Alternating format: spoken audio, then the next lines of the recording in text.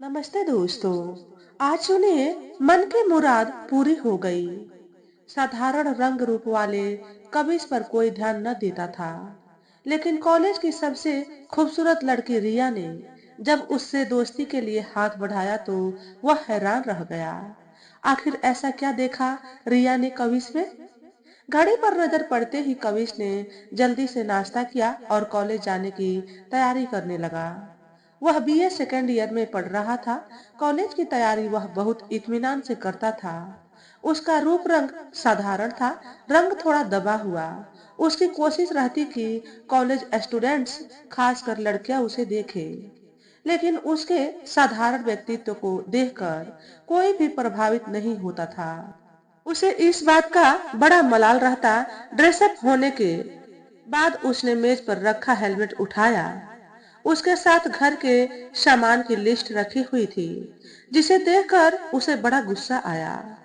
उसने कई बार मम्मी से कहा भी कि उसे कॉलेज से आते हुए सामान लाने को न कहा करे, लेकिन वह आदत से मजबूर थी। अब वह उससे न कहती, हेलमेट के साथ लिस्ट रख देती थी और साथ में रुपए भी।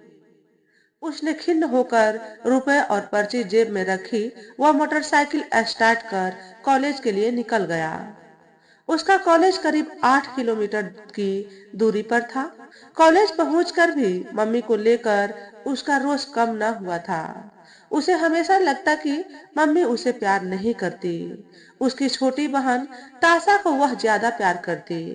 वह दिखने में मम्मी जैसी सुंदर और गोरी चिट्टी थी। पढ़ने में भी हमेशा अव्वल रहती। उसे मलाल होता कि औरों की तरह उसकी मम्मी लड़के को ज्यादा भाव न देकर ताशा को सिर पर चढ़ाकर रखती।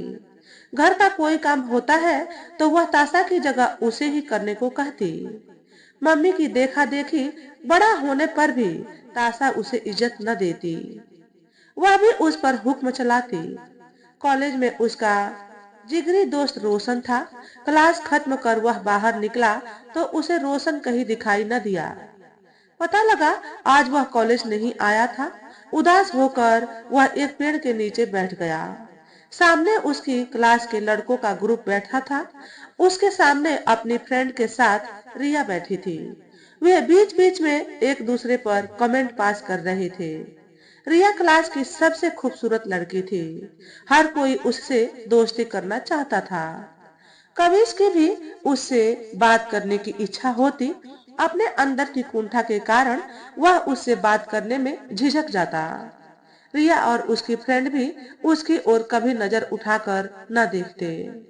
कविश दूर से उनकी चुहलबाजी देख रहा था। घड़ी पर नजर पड़ते ही कविश क्लास की ओर बढ़ गया। कुछ देर बाद वे सब भी क्लास में चले गए। आर्यन अपने दोस्त पीयूष के साथ अभी भी वहीं बैठा था। चलो क्लास में चलते हैं। छोड़ यार, मैं कॉलेज क्लास अटेंड करने नहीं, मस्ती करने आता हूँ। कौन सा मुझे पढ़ लिख कर नौकरी करनी है? तुम्हें ना सही, मुझे तो करनी है। तुझे किसने रोका है? आराम से क्लास में जा। तब तक मैं इधर उधर कॉलेज में घूम रही खूबसूरत तितलियों के दीदार करता हूँ। तू जानता है, मैं तुझे छोड़कर नहीं जा सकता, इसीलिए ऐसी बात कह रहा है। अपनी खातिर न सही, मेरी खातिर क्लास में चल। वहां भी बहुत सारी रंगीन तितलियां हैं। ना चाहते हुए भी आर्यन उसके साथ क्लासरूम की ओर बढ़ गया। उसने सर की नजर बचाकर रिया को कुछ इशारा किया और सबसे पीछे की बेंच पर जाकर बैठ गया। रिया भी मुड़ मुड़ कर उसे देख रही थी। कविश सबसे पहले आकर क्लासरूम में बैठ गया था। उसका ध्यान पढ़ाई पर था। क्लास खत्म होते ही वह सीधे घर की ओर बढ़ गया। रास्ते में उसे मंडी से जरूरी सामान लेना था। मम्मी की सख्त हिदायत थी कि वहाँ सामान सस्ता मिलता है, इसीलिए वहीं से सामान लाया करो। वह अपनी स्थिति अच्छे ढंग से जानता था कि उसकी मम्मी सीमित साधन में घर चला रही थी। उसके कहने पर इतना ही बहुत था कि उन्होंने उसे मोटर बाइक दिला दी थी। इससे उन्हें भी आराम हो गया था और कविश को भी, वरना उन्हें खुद रिक्शा से जाकर सामान लाना पड़ता। वह एक साथ घर का सामान लेकर आ जाती थी। अब उसे बाइक दिलाकर वह हर काम उसी से करवाती। उस पर सामान लादने में उसे हिचक महसूस होती थी। उसे यही डर लगा रहता, कहीं कॉलेज का कोई साथी उसे इस तरह न देख ले। एक मोटरसाइकिल ही थी जिसकी वजह से उसका थोड़ा सा मनोबल ऊंचा रहता था। शुक्र था कि किसी ने उसे देखा नहीं था। घर आकर उसने राहत की सांस ली। माँ रोहिणी उसी का इंतजार कर रही थी। सारे रुपए खर्च हो गए। 200 बचे हैं, मुझे पेट्रोल के लिए चाहिए। ठीक है। कविश ने माँ से ज्यादा बात नहीं की। वह उससे नाराज था। अक्सर जब भी वह सामान लाता, उस दिन वह माँ से ज्यादा बात न करता। उसका मूड उखड़ा रहता। यह बात रोहिणी भी अच्छी तरह जानती थी। वह उसकी नाराजगी को ज्यादा भाव न देती। रोहिणी ने चुपचाप सामान अंदर रखा और उसके लिए मेज पर खाना रख दिया। तभी ताशा भी आ गई। उसे चुप देखकर वह बोली, क्या हुआ भैया? किसी से झगड़ा हो गया? चुपचाप खाना खा ले। आप मुझसे इस तरह बात क्यों करते हैं? कभी तो प्यार से बोल दिया करिए। मम्मी है ना तुमसे बात करने के लिए। तुम्हें क्या फर्क पड़ता है मैं तुमसे बात करूं या न करूं? बहस बढ़ती देखकर रोहिणी ने उसे चुप रहने का इशारा कर दिया। खाना खाकर वह अपने कमरे में आ गया और मोबाइल पर रोशन से बात करने लगा। उसे घर पर जरूरी काम था, इसी वजह से आज कॉलेज नहीं आया था। दोस्त से बात कर उसका मूड कुछ हल्का हो गया था। उसे समझ नहीं आ रहा था कि वह अपनों के बीच और साथियों के बीच अपनी अच्छी इमेज कैसे बनाए। कोई उसे कुछ समझता ही नहीं था। घर पर मम्मी और तासा उसे ज्यादा भाव न देती और कॉलेज में सहपाठी एक रोशन ही था जो उसकी भावनाओं को समझता था। शायद इसलिए कि उसके पास बाइक थी और वह उसे अपने साथ कॉलेज लाता ले जाता था। रात तक उसका मूड कुछ ठीक हो गया था। यह देखकर रोहिणी ने 2 दिन तक उसे बाजार से कुछ लाने के लिए नहीं कहा। लेकिन ऐसा कब तक चलता? हफ्ते भर बाद उसने फिर उसे एक लिस्ट थमा दी। उसे देखकर कविश का मूड फिर से खराब हो गया। कॉलेज पहुंचकर उसका जी कर रहा था कि वह उसे फाड़ कर फेंक दे। उसने लिस्ट लेकर उसकी फोटो खींची। दुकानदार के सामने वह लिस्ट लेकर अपने आप को किसी से कमतर नहीं दिखाना चाहता था। लिस्ट अभी उसके हाथ में थी। तभी हल्की हवा चली और लिस्ट उड़कर दूर चली गई। सामने से रिया आ रही थी। उसने वह लिस्ट उठा ली। यह देखकर कविश धक रह गया। उसे लगा इसे पढ़कर वह जरूर उसका मजाक उड़ाएगी। वह उसे लेकर उसके पास आई और बोली, यह लो तुम्हारी लिस्ट। Thank you. लगता है घर के काम की जिम्मेदारी तुम पर है। पापा बाहर नौकरी करते हैं, मम्मी की मदद करनी पड़ती है। यह तो बहुत अच्छी बात है। तुम्हें अपनी जिम्मेदारी का एहसास है। आजकल जवान होते ही युवा घर की ओर कोई ध्यान नहीं देते। कविश को इसी बहाने रिया से बात करने का मौका मिल गया था। वह अपने बारे में उसे ज्यादा से ज्यादा बताना चाहता था। मम्मी और छोटी बहन की जिम्मेदारी मुझ पर है, इसीलिए उनके काम में हाथ बटाता हूँ। मुझे यह जानकर अच्छा लगा, रिया बोली और लिस्ट उसे थमाकर आगे बढ़ गई। कभी सपने में भी नहीं सोच सकता था कि कागज का यह छोटा सा टुकड़ा वह काम कर देगा जो वह पिछले 1 साल से नहीं कर पाया था। उसने उसे चूम लिया और फिर संभाल कर अपनी जेब में रख लिया। अभी क्लास में 5 मिनट का समय था, तब तक रोशन भी वहां आ गया। आज बड़े खुश दिखाई दे रहे हो। पहली बार कॉलेज कैंपस में तुम्हारे चेहरे पर इतनी चमक देख रहा हूँ। बात ही कुछ ऐसी है, कहकर उसने अभी कुछ देर पहले की घटना सुना दी। रिया एक अच्छी लड़की है। वह जानती है कि इसके साथ कैसी बात करनी है। मैं समझता था वह आर्यन जैसे लड़कों का साथ पसंद करती है। आज उसने मेरे साथ बहुत अच्छे ढंग से बात की। मैं कभी इसकी कल्पना भी नहीं कर सकता था। टाइम हो गया, बातें बाद में भी हो जाएंगी।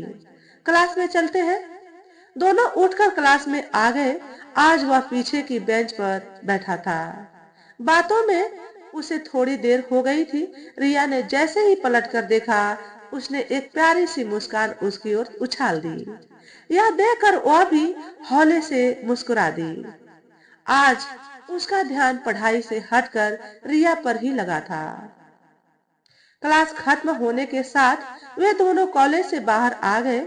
उसने पहले रास्ते में रोशन को छोड़ा और उसके बाद मंडी की ओर सामान लेने को मुड़ गया।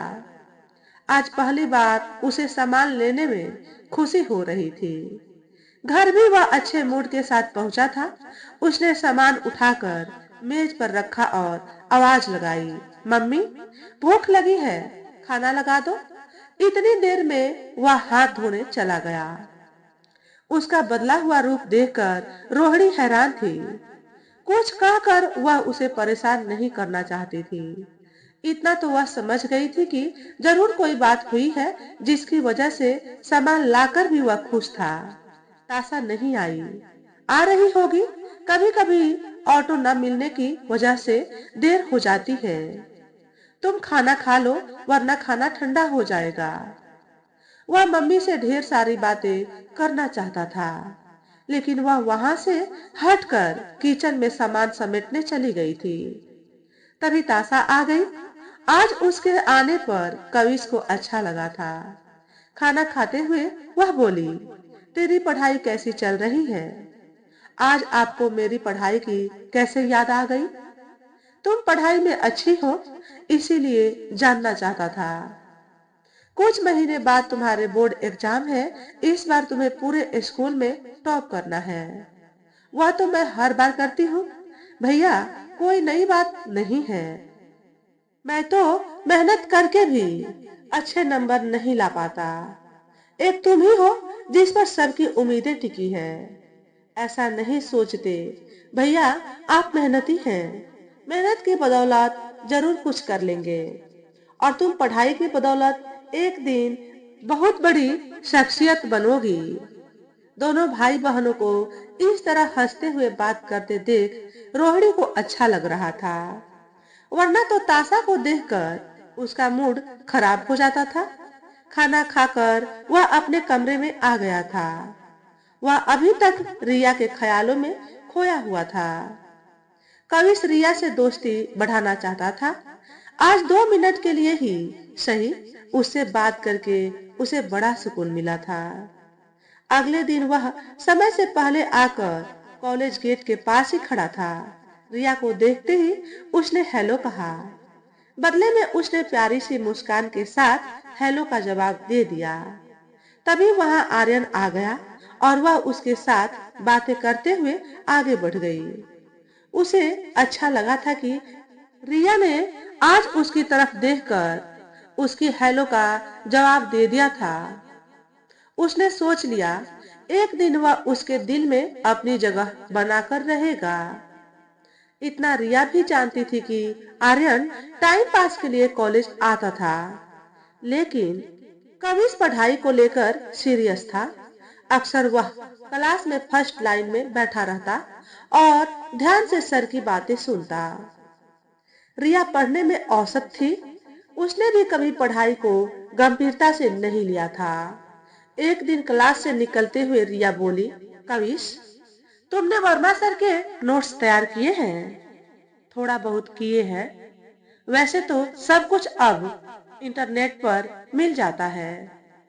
उसकी बात और होती है और सर की पढ़ाई की बात कुछ और है। देखती हूँ तुम बहुत ध्यान से उन्हें सुनते हो। मुझे लगा तुमने जरूर अच्छे नोट्स तैयार किए होंगे। हो सके तो कुछ मुझे भी दे देना, मेरा भी भला हो जाएगा। रिया मुस्कुराकर बोली तो कविश एकटक उसे देखने लगा। ऐसे क्या देख रहे हो? तुम हंसते हुए बहुत अच्छी लगती हो। यह तो बहुत घिसा पिटा डायलॉग है। रोमियो छाप लड़के इसका इस्तेमाल करते हैं। तुम्हें कुछ हटकर करना चाहिए था। सॉरी, आइंदा इस बात का ध्यान रखूंगा। चलती हूँ। कहकर वह आगे बढ़ गई। वह रिया को दूर तक जाते हुए देखता रहा। उसने सोच लिया घर जाकर वह सबसे पहले वर्मा सर की क्लास के नोट्स तैयार करेगा। ये उसके लिए भी अच्छे रहेंगे और इसी बहाने वह रिया को भी प्रभावित कर सकेगा। घर आकर उसने जल्दी से खाना खाया और उसके बाद नोट्स की तैयारी में लग गया। रोहिणी को समझ नहीं आ रहा था कि आजकल कविश को क्या हो गया है। वह घर पर भी दोनों से प्यार से बात करता और पढ़ाई पर भी ज्यादा ध्यान देने लगा था। वह चाहकर भी उससे कुछ नहीं पूछ सकी। रात देर तक बैठकर उसने बहुत तैयारी कर ली। अब वह पहले के मुकाबले अपने आप को आत्मविश्वास से भरा हुआ महसूस करता। उसकी चाल में भी यह सब झलकने लगा था। मम्मी के सामान की लिस्ट अब उसे परेशान न करती और वह खुशी खुशी घर के काम निपटा देता। ताफा से उसकी शिकायत दूर हो गई थी। वह भी अपनी बातें भाई के साथ बांटने लगी थी।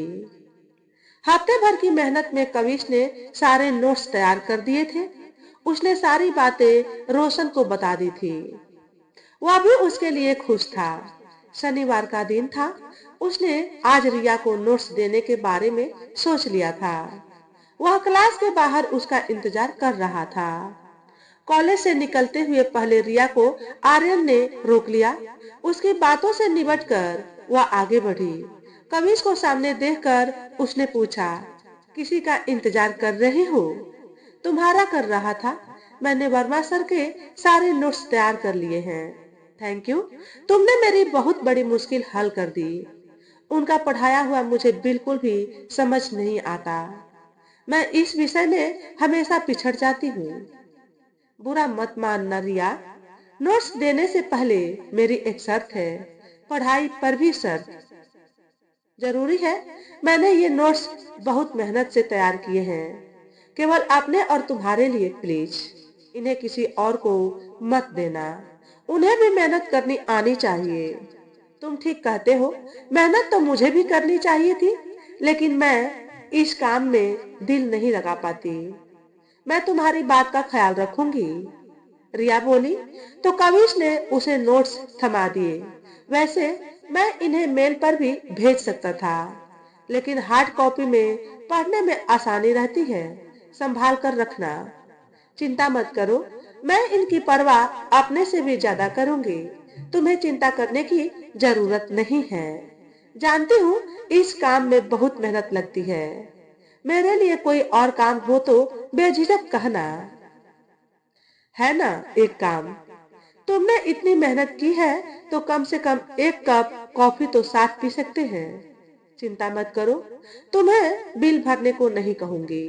यह काम मुझे करना है। मुझे मेहनती इंसान बहुत पसंद है। भले ही मैं खुद इससे जी चुराती हूँ। तुम्हें मेरे साथ बाइक पर चलने में कोई झिझक तो नहीं? झिझक कैसी? अब हम तुम दोस्त हैं। यह सुनकर कविश की खुशी का ठिकाना न रहा। उसने बाइक पर किक मारी। बाइक पर बैठकर रिया ने उसके कंधे पर हाथ रख दिया।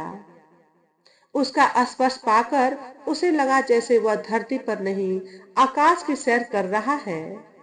उसके ख्वाबों को पंख लग गए थे। आज उसकी दिल्ली तमन्ना पूरी हो गई थी। कुछ दूर आकर रिया बोली, सामने वाले रेस्टोरेंट की कॉफी बहुत अच्छी होती है। चलो वही चलते हैं।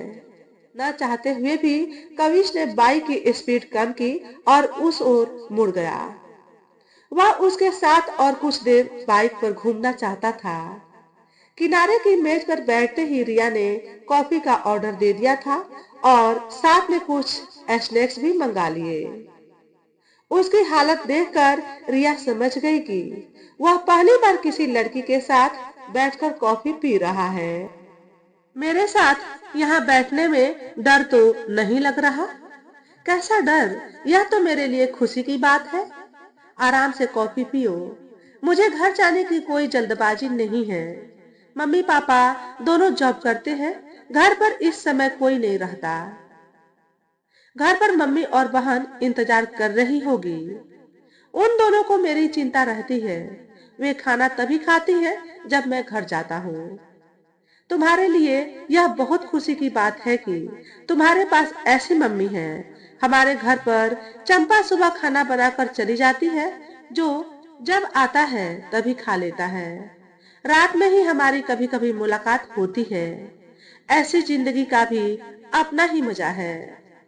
यह मजा ज्यादा देर सुकून नहीं देता। अपनों का अभाव बहुत खलता है। छोड़ो इन बातों को। तुम आगे चलकर क्या करना चाहते हो?